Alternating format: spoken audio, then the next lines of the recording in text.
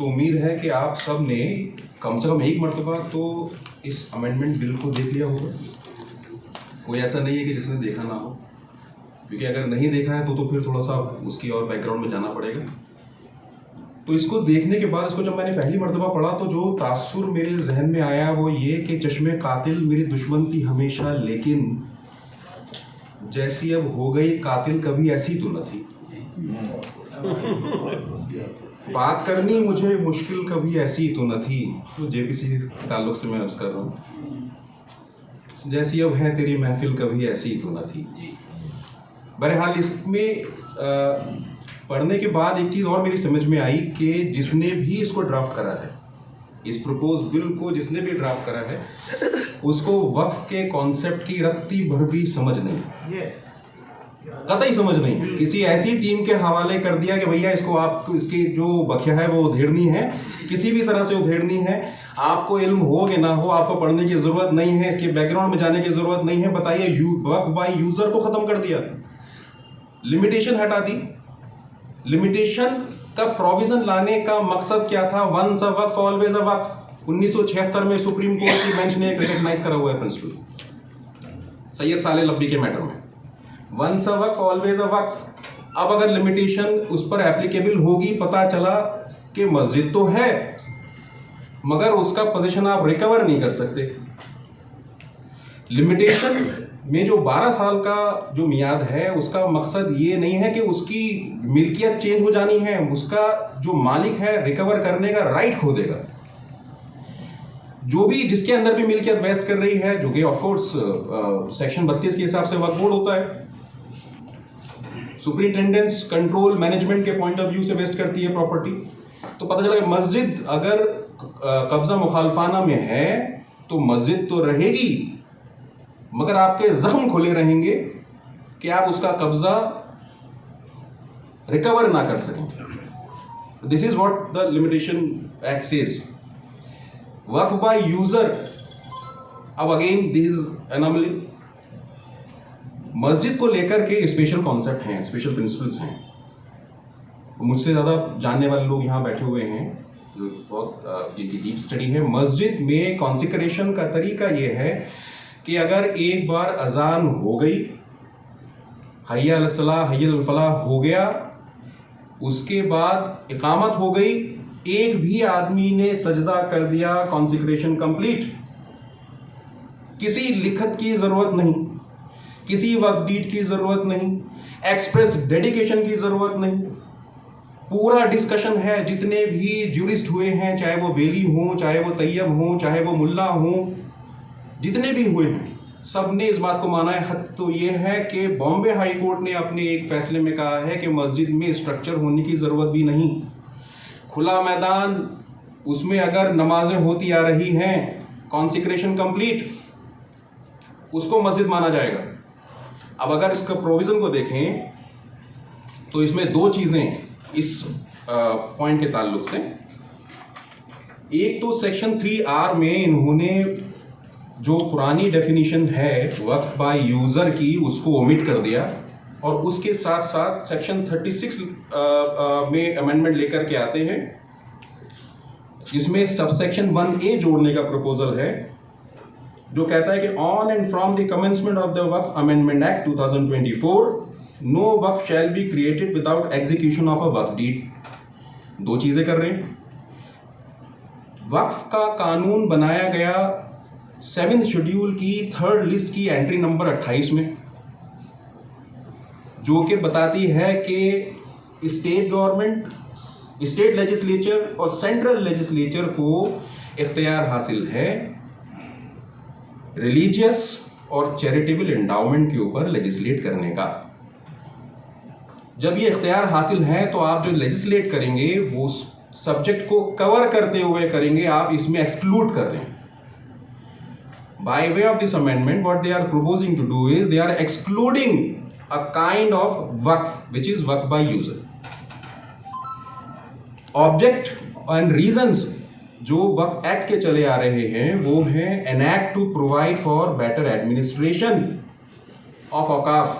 That means that the existence of waqf is presupposed. Pre existence of Waqf is pre suppose, but यहाँ क्या करते हैं, इसको exclude कर रहे हैं कि हम मानते ही नहीं, ये वक्फ नहीं होगा। अभी तक जितने भी कानून रहे, किसी ने भी वक्फ बनाने के तरीके को टच नहीं करा, क्योंकि वक्फ एक्ट का जो पर्पस है वो है उसके जो एग्जिस्टिंग वक्फ हैं उनके एडमिनिस्ट्रेशन को कैसे बेटर करा जा सके। ये मैं देख रहा हूँ पहली मर्तबा कि जहाँ वक्फ कैसे बनाया जाएगा उसके ऊपर लेजिस्लेट करने की कोशिश करी जा रही है। वक्फ कैसे बनाया जाना है वो उस आदमी के ऊपर इन्हिसार होना चाहिए जो उस प्रॉपर्टी का मालिक है, जिसने उसको बनाया, क्योंकि वक्फ बनाना भी प्रॉपर्टी के डिस्पोजल का एक तरीका है जो कि ओनरशिप का एक फैसेट है। मेरे पास मेरी प्रॉपर्टी है, मैं चाहूँ तो उसको लिख करके वक्फ करूँ, चाहे मैं उसको एक्सप्रेस डेडिकेशन करूँ, लोगों के सामने डिक्लेयर करके करूँ, चाहे मैं उसको मस्जिद बना करके वहाँ पर नमाज होने दूँ। This is my personal right which is attached to the right of ownership. That is a facet of ownership.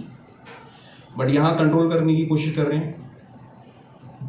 दूसरा जो मुझको मेजर ऑब्जेक्शनेबल चीज़ लगी वो ये कि जो कंपोजिशन है वक्फ बोर्ड का उसको चेंज करने की कोशिश करी जा रही है। 7 जजेस जजमेंट है 1954 का, जो कि मशहूर है शिरूर मठ केस के नाम से। उसमें जो एक unanimous opinion I supreme court की वो ये कि किसी भी रिलीजियस प्रॉपर्टी के एडमिनिस्ट्रेशन को, मैनेजमेंट को, कंट्रोल को किसी ऐसी बॉडी के हवाले नहीं कर सकते जो कि प्योरली सेक्युलर हो या जो उस डिनोमिनेशन के लोग ना हो जिसको वो प्रॉपर्टी बिलोंग करती है। इसी जजमेंट को 1954 में ही रतिलाल पानाचंद गांधी के मैटर में रिपीट करा, जो कि एक स्मॉलर बेंच थी। That was a bench of 5 honourable जजेस of Supreme Court. That is the position which is in line with article 26D, जो कि हमारे शमशाद साहब ने रेफर करा, and that is the position which is being followed till date. Waqf act के section 14 में जो कंपोजिशन था वक्फ बोर्ड का, उसके अंदर 2 तरह के मेंबरान थे। कुछ मेंबरान जो कि इलेक्ट होकर के आते थे अपने अपने इलेक्टोरल कॉलेज के जरिए, कुछ लोग वो थे जो कि सरकार नॉमिनेट करके भेजेगी। आप किसी भी एक्ट को देख लीजिए, नॉमिनेट करने के लिए कोई मैकेनिज्म लेट डाउन नहीं है, कोई एलिजिबिलिटी क्राइटेरिया लेट डाउन नहीं है। कौन लोग होंगे जो उस कैटेगरी में फिट होने वाले होंगे? For example religious scholar, Sunni and Shia. Now what is the definition of religious scholar? Waqf act is silent. नहीं बताता कि वक्फ एक्ट के रूल से कौन लोग सुन्नी रिलीजियस स्कॉलर होंगे या कौन लोग शिया रिलीजियस स्कॉलर होंगे। यहाँ पर सरकार के पास पूरी आज़ादी है कि वो किसी को भी उस फ्रेम में फिट करके भेज दे, आप लोग लड़ते रहिए, कि ये नहीं, आप साबित नहीं कर पाएंगे। दूसरी बात, इलेक्शन का क्योंकि प्रोसेस हटा दिया, प्योरली नॉमिनेशन पे रख दिया, तो अब आप अपनी मर्जी से अपने नुमाइंदे को नहीं भेज सकते। आपका जो एमएलए चुना आपने, उनमें फिर चुनाव होकर के उनका जो इलेक्टोरल कॉलेज बनेगा वहां से चुनाव होकर के जाएगा, ऐसा नहीं है। ना मेंबर ऑफ पार्लियामेंट जो कि आपका नुमाइंदा है और उसमें जो कॉलेज बनेगा वहां से लोग जाएंगे, वैसा भी नहीं। अभी सरकार प्योरली अपनी मर्जी से, अपने खुद के कंसीडरेशन से उन लोगों को चुनकर जो कि उसकी पॉलिसी को आगे बढ़ाएं, उसके एक्शंस, सरकार के जो एक्शंस हैं, जो उनकी इंटेंशन है, जो उनकी ख्वाहिशात हैं, उसको आगे बढ़ाएं, उन लोगों को चुन करके भेजेगी।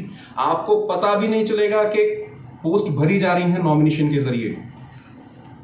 अभी तक एक मर्तबा भी मैंने अपने पूरे जितना मैं जुड़ा रहा वक्फ से, मैंने कभी नहीं देखा कि वक्फ बोर्ड में मेंबरान की नॉमिनेशन की प्रक्रिया चालू है, आप लोग अपनी अपनी एप्लीकेशन भेजें, ऐसा कोई इश्तिहार आया हो। कभी ऐसा नहीं हुआ कि उसमें ये लिखा हो कि भाई आपके नॉमिनेशन के लिए एप्लीकेशन इनवाइट करी जा रही है और आपकी ये मिनिमम एलिजिबिलिटी क्राइटेरिया है, जो लोग इसके अंदर फॉल कर रहे हैं वो आकर के अपना एप्लीकेशन कर सकते हैं। नहीं, हमको पता चलता है कि अच्छा वो साहब मेंबर बन करके आ गए, इस कैटेगरी में सोशल वर्कर की कैटेगरी में वो साहब आ गए और किसी और कैटेगरी में वो साहब आ गए। तो आपका जो वक्फ बोर्ड है वो फिर नुमाइंदे नहीं चलाएंगे, आपके नुमाइंदे नहीं चलाएंगे, वो सरकार चलाएगी। तो in this sense the entire control of these religious properties, these Waqf properties will be with the government, which of course is violation of Article 26D. NGTV, the voice of common people.